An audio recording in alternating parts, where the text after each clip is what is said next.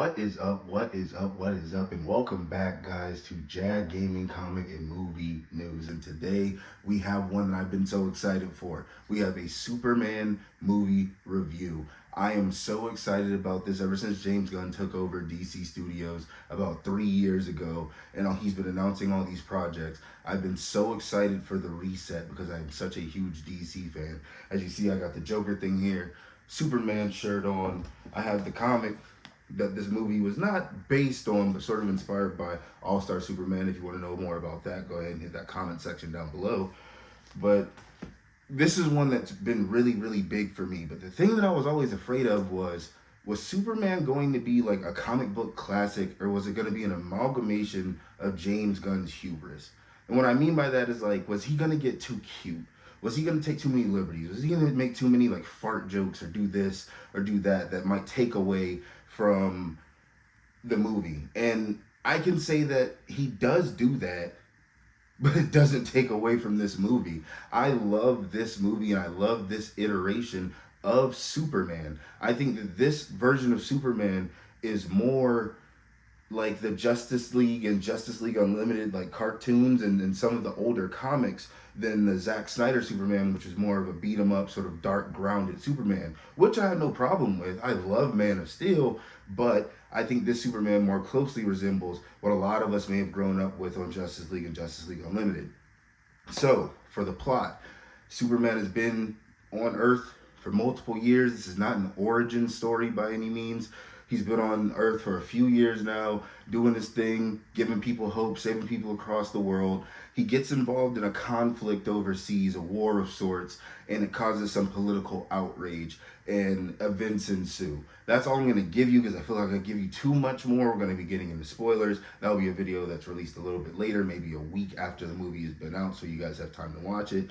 But that's about how the plot goes. I'm going to give you some pros and some cons about this movie, and then I'm going to talk about what my final score, my thoughts on the movie, and the DC universe is. So, let's start with the pros. David Cornsweet as Superman, I think, embodies the Superman that we're used to. The Superman that's a goofball, the Superman that's sort of a cornball, but always is believing that people can be just and can be people, that people can be right.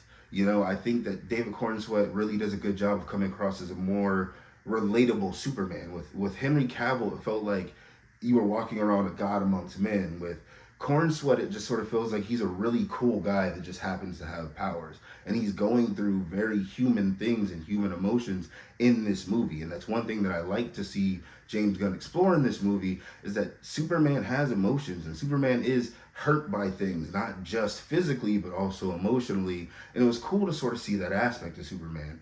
I could see how some Zack Snyder fans or some people who like different iterations of Superman may not like this Superman. He's not as punchy as some. I feel like he's more like a Christopher Reeve Superman. He's very hopeful. He's very cheery. He looks on the bright side of everything. He saves a lot of people. He tries to find the most passive way of solving conflict without hurting people or causing any harm to buildings, property, whatever. And I said try, by the way, because I know the people in the comments are going to nitpick me and say, oh, well, things got destroyed. Yeah, he tries. He tries his hardest. But that's the Superman that we have. The best word that I can sort of summarize him as is like hopeful. He's hopeful. And the movie itself is sort of hopeful. It's very bright, and there's a lot more humor, and there's a lot more sort of imagination in this universe. Like the color palette's all the way different from what we're used to with the DCEU. So those are my thoughts on David Cornsweet. Another pro here, Lex fucking Luthor, man. Nicholas Hoult fucking brings it. I don't like. We need to start doing this thing that's happened where an actor tries out for one position and then he doesn't get it and he gets to play the nemesis or the enemy in the movie, because it fucking works. It happened with Loki and Thor. Tom Hiddleston was trying out for the part of Thor, didn't get it, so they cast him as Loki. He did a bang-up job in the MCU. Maybe that's what's happened over here with Nicholas Hoult. Apparently, he auditioned for the position of Superman. He didn't get it, so he ended up being cast as Lex Luthor, and he hates this guy, man.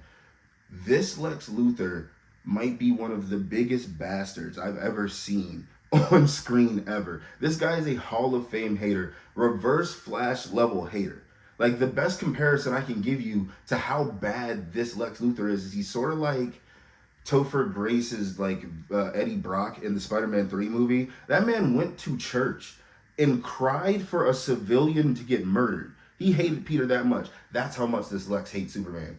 And the thing that I like about this Lex is that in a lot of these movies we've been getting lately, the villain has some sort of motivation that's sort of just on the underhanded side, or some sort of code of honor that won't allow them to do this or do that. Nope, not here. This guy does not care. As long as Superman gets neutralized, doesn't care.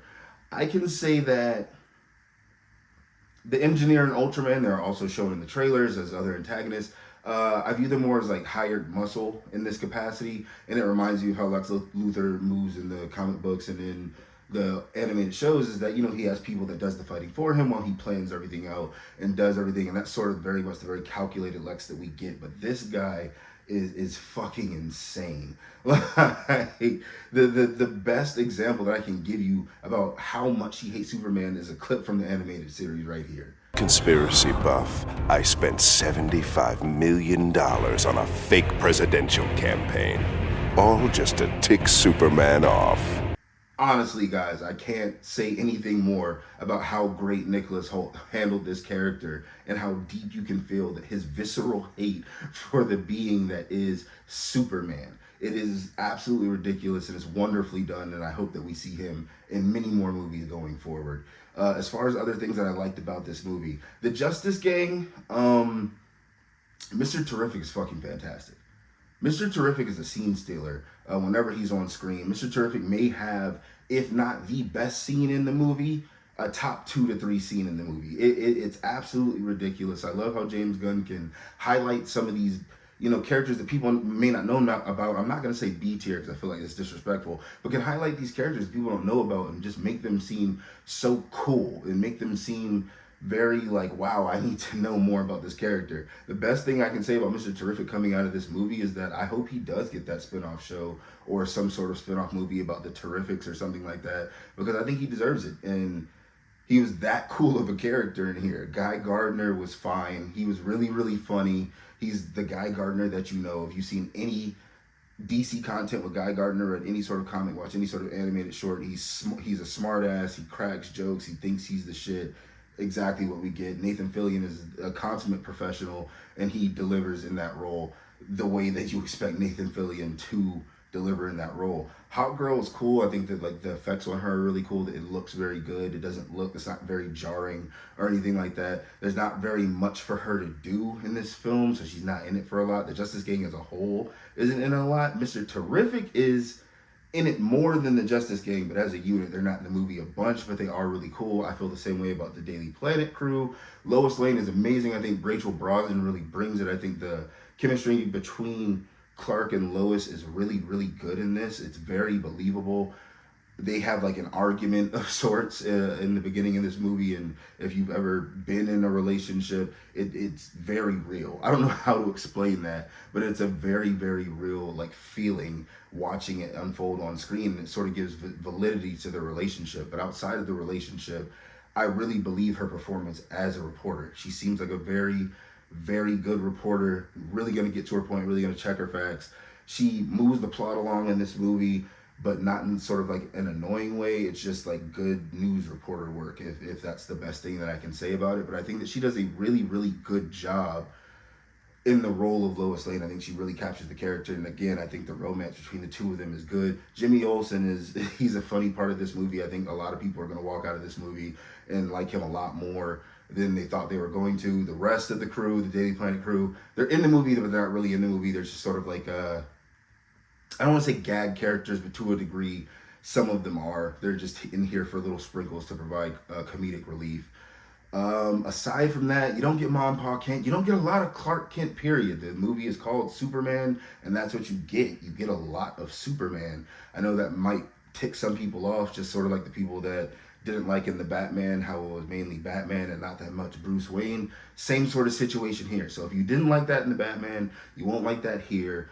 There's not a lot of Clark Kent, but the parts that you do get of Clark are very earnest. They're very honest, they're very, genuine, and I think he does a good job. If given more opportunity to play Clark and not Superman, I think he will do great at both, but admittedly, there's not a lot of Clark in this movie.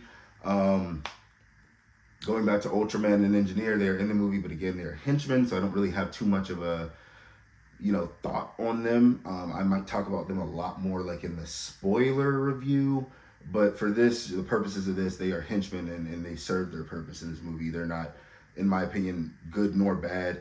I'll just have to elaborate on that more when I get to the spoiler review. Crypto the Super Dog, awesome part of this movie.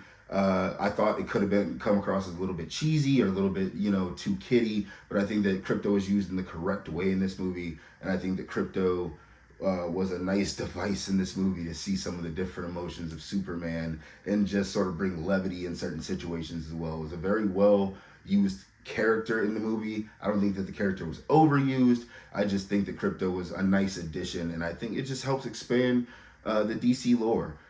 Getting to some cons.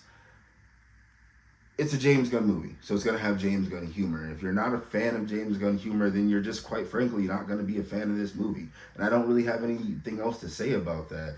Do all the jokes land in this movie? For me, I would say about 80% of them landed. There might have been one or two that I thought maybe were out of place or maybe took away from a moment here or there. And I think that's the big issue. If you don't like James Gunn, there is moments in this movie where something is unfolding, and if you let it unfold, it might be like really, really amazing, but there's also something else happening in conjunction that's pulling your attention away.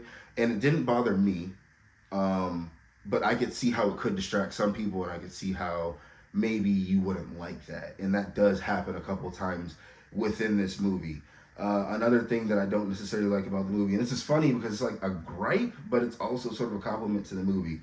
I actually feel like it's a little bit too short. I feel like you need just a touch more time to develop a few different characters in this movie, and really sort of let it breathe. But that's also sort of a credit to the pacing because it's a 2-hour movie. It is 2 hours and I think 2 minutes, but it doesn't feel like that. It really sort of goes by really quick. I remember like getting to the end of the movie and it felt like I was in there for maybe an hour 30 and not 2 hours. So maybe a little bit more runtime would help the movie out as far as fleshing out some characters, giving some people some more dialogue, maybe clearing some stuff up. But again, that's sort of a gripe and a compliment at the same time. There's a plot point in this movie. Not going to get too much into it. There's a plot point in this movie with Superman's parents that has come under fire on social media a lot. I have my thoughts on it. I'll go over it in the spoiler review, but essentially it has to deal with Superman's origin, and the message that his parents give him when going to Earth. There's a decision that's made with that by James Gunn that is very divisive. I know a lot of people that don't like it. I know a lot of people that don't really care about it or do like it. I have my thoughts on it. I'll give those thoughts probably in a spoiler review or in a future DCU update video. But I'll put it in the con category because I know that it can be pretty divisive for an audience of Superman, especially older fans. Aside from that, there's really not much else that I didn't like about the movie. I mean, I didn't mention Metamorpho, but he's in the movie. He's maybe in the movie for like 5 to 10 minutes. You get to see his powers, which is really cool. But that just sort of brings me to the wider discussion of like, I just really like the world that we're getting from James Gunn right now and all of the characters that we're using in the DC universe already, and characters that you would never even believe that you were going to get on screen. So overall, I really enjoyed this movie. I think this movie is like an 8 out of 10. I would definitely see it again. I'm probably going to see it again. The only reason it's not a 9 or a 10 is because it's the first movie of this entire universe. I think that there is room to grow. I think that we're only getting level 1 hater Lex. I think that Lex is going to come back fully loaded. I think that Corn Sweat is going to get more comfortable in the role. I think they're going to have a lot more stories that they can play with going forward now that the first foot is through the door. But it's an 8 out of 10 movie to me. There's a lot that I loved with this movie. There's a couple things that I could maybe nitpick and say that I didn't like or that maybe have been offbeat. But overall, I think that it's a really fun time. I think families should go. I think comic book fans should go. I think fans of the animation should go. If you're a Marvel fan, I think you should go. If you're a DC fan, I think you should go. I know people are going to have their reservations about the movie. I know people, are gonna want their DCEU back or want their Henry Cavill back, and there's gonna be people that don't like this movie, and I think that that's valid. Movies in themselves are art, and art is subjective. Everyone has their own opinion. I might think it's an 8, and you might think it's a 3.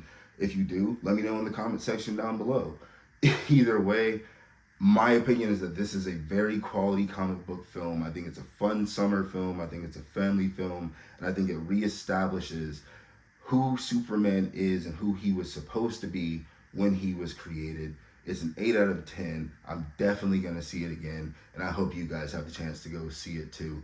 Other than that, I got nothing for you. Go ahead and like, subscribe, and ring the bell to know when I have more content dropping. And as always, keep it sexy.